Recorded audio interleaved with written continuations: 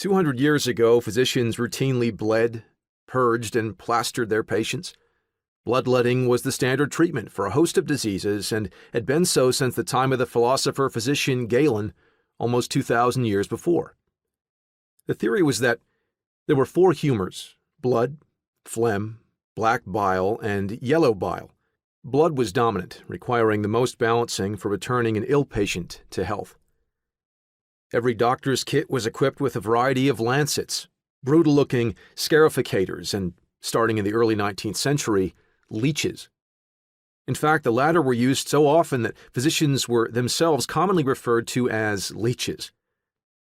Learned physicians conferred on the best veins to tap for given diseases and the optimal placements of leeches for the most therapeutic value, and countless protocols dictated the proper amount of blood to be let, or number of leeches to be applied.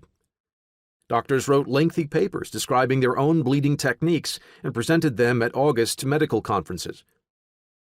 The whole idea was nonsense, of course, and has been shown to be so in the early 1600s by William Harvey, the discoverer of how the circulatory system actually works.